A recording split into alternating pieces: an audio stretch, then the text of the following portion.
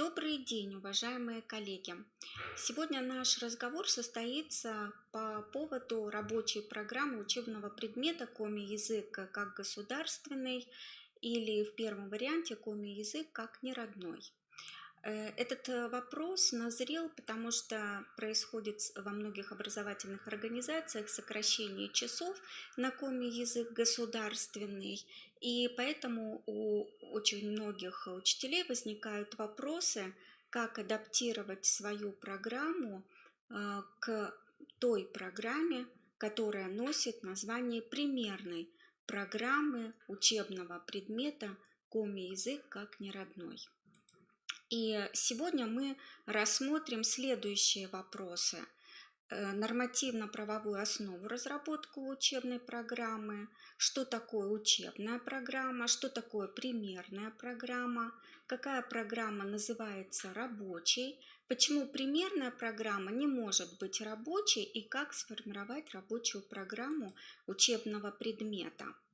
Нашим основным документом, нашей основной базой для формирования всех программ является Федеральный закон Российской Федерации об образовании.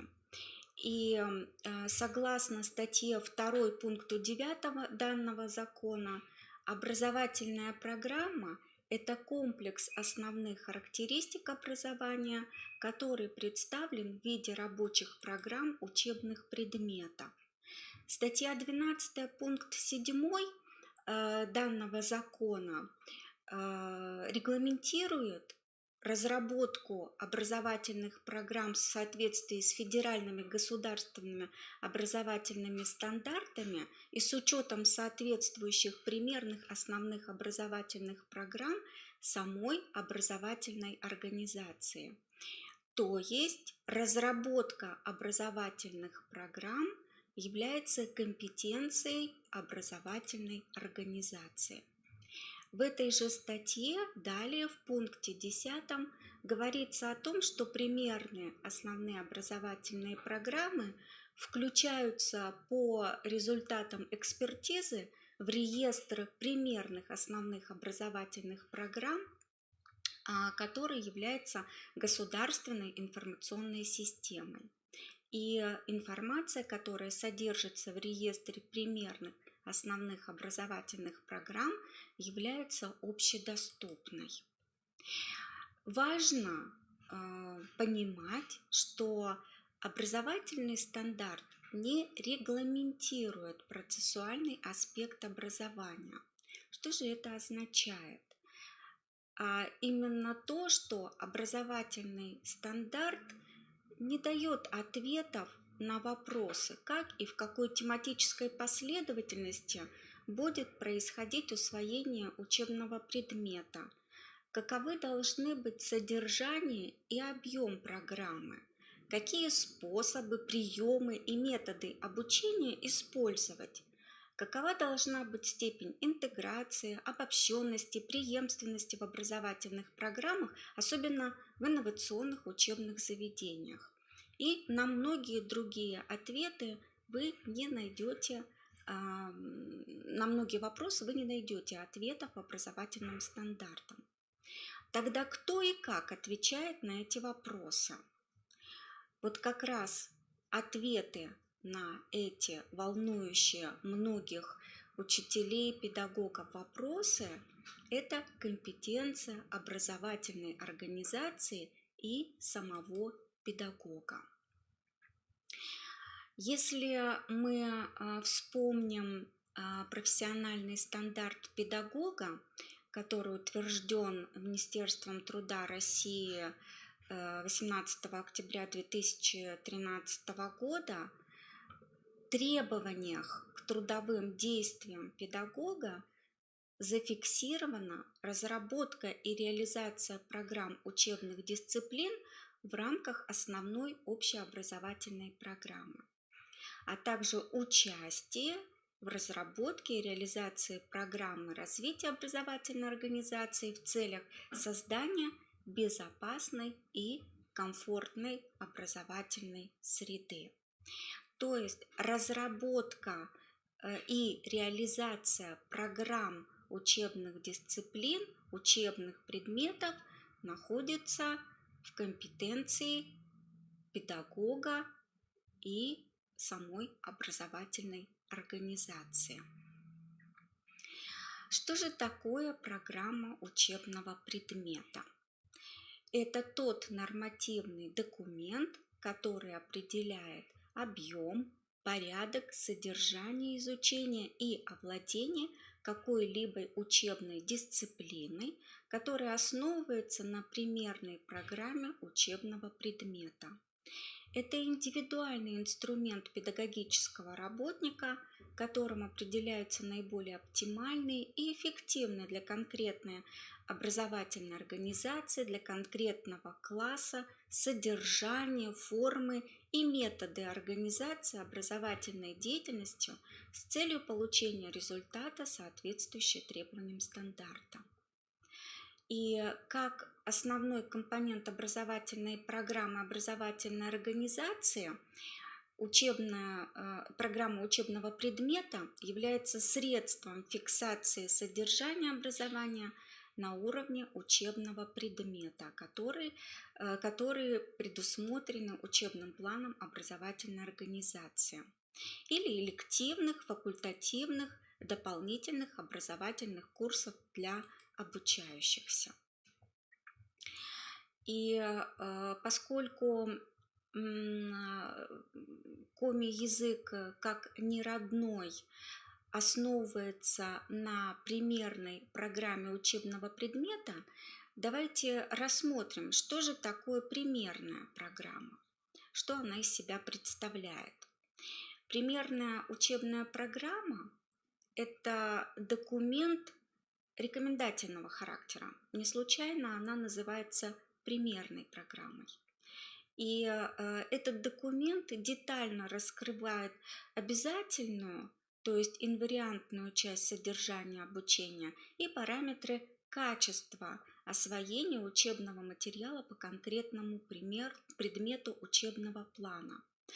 Она задает результаты, которые обязательны для освоения в личностном, метапредметном и предметном планах. И примерные программы, на это следует обратить внимание, не могут использоваться в качестве рабочих, поскольку не задают последовательности изучения материала и распределения его по классам или годам обучения. Особенностью примерной программы по коми-языку как неродному является то, что она, в отличие от многих программ, задает примерное распределение по классам и годам обучения. И я повторю, что поскольку она носит все-таки характер примерной, это не является обязательным для образовательной организации. И выходные данные данной программы вы видите на слайде, и она находится в реестре примерных основных общеобразовательных программ, одобрена решением Министерства образования и науки Российской Федерации 3 октября 2017 года. Поскольку примерная программа является базой, основой для написания рабочих программ учебных предметов, остановимся на том, что из себя представляет рабочая программа по учебному предмету.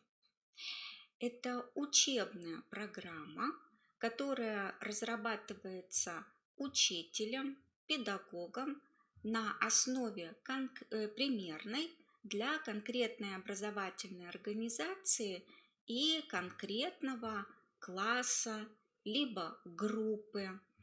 И рабочая программа учебного предмета имеет изменения и дополнения в содержании, последовательности изучения тем, определяет количество часов и использованных организационных форм обучения. Рабочая программа учебного предмета является нормативно-управленческим документом образовательной организации, и этот документ характеризует систему организации образовательной деятельности. В образовательной организации может быть несколько видов рабочих программ. Это программы по учебным предметам. Вот, например, как мы пытались охарактеризовать рабочую программу учебного предмета коми-язык как государственный. Также это могут быть программы дополнительного образования, рабочие программы элективных курсов и рабочие программы факультативных занятий.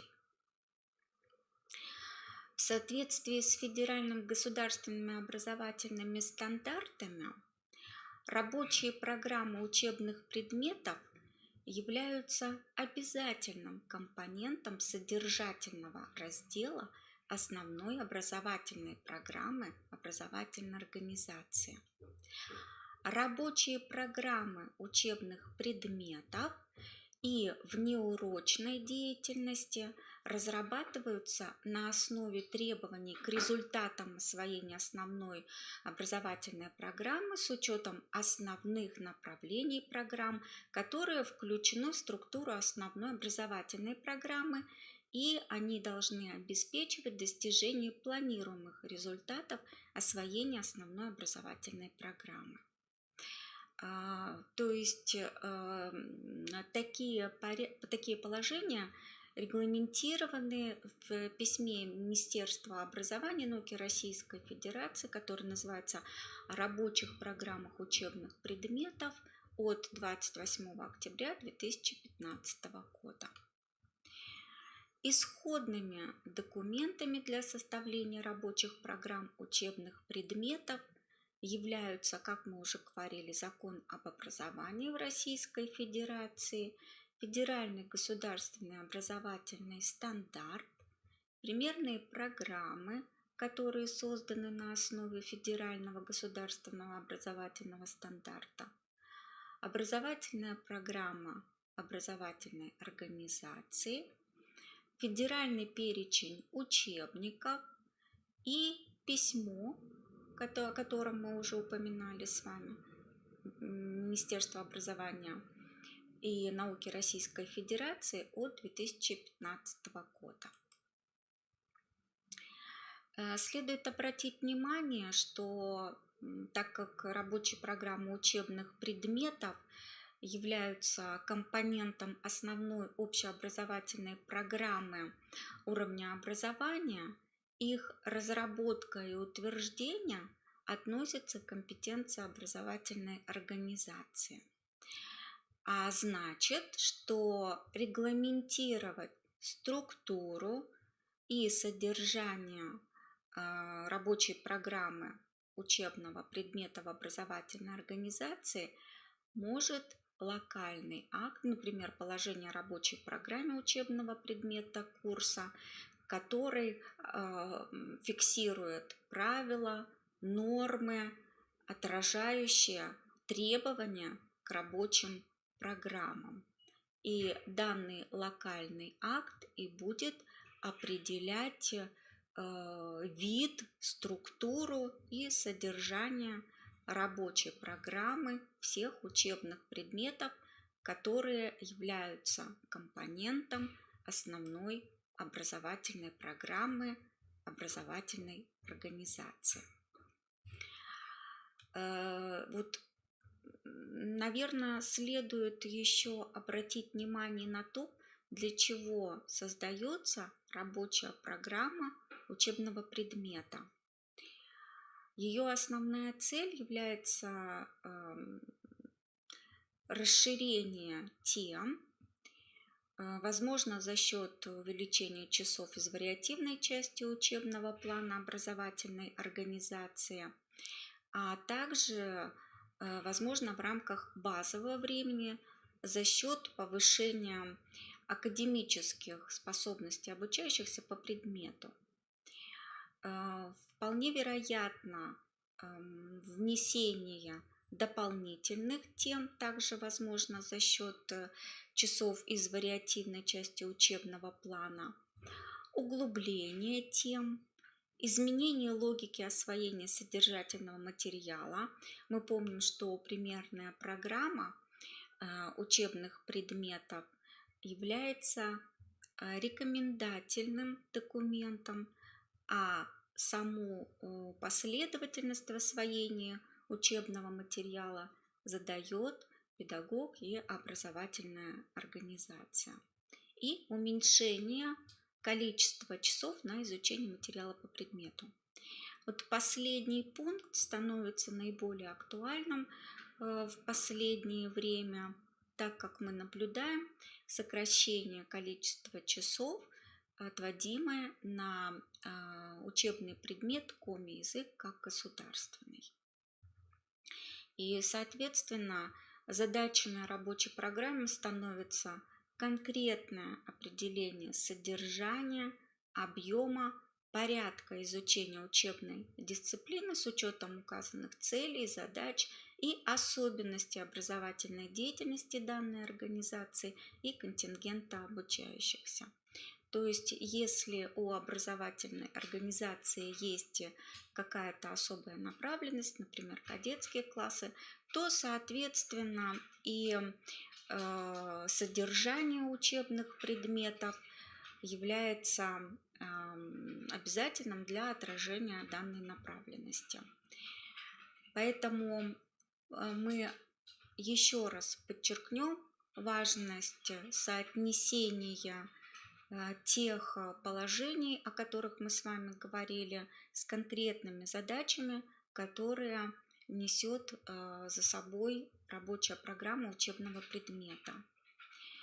И еще одной важной задачей рабочей программы является практическая реализация компонентов федерального государственного образовательного стандарта при изучении учебного предмета классом в текущем учебном году. И по функционалу у рабочей программы учебного предмета обычно выделяют 3 функции. Это нормативная, информационно-методическая и организационно-планирующая функция. Нормативная функция определяет обязательность выполнения программы, которая составлена педагогом в полном объеме. Поэтому задачей педагога становится определение того объема, того количества часов, которые реальны для освоения.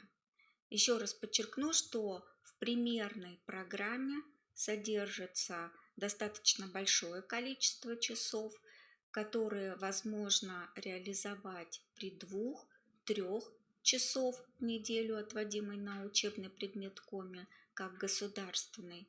А если же в образовательной организации принимается на изучение и отводится на изучение коми-языка как государственного 1 час в неделю, то, соответственно, объем рабочей программы учебного предмета должен исходить из этого отводимого данной образовательной организации количества часов. И то количество часов, которое педагог определит в своей рабочей программе учебного предмета, становится обязательным для освоения в полном объеме.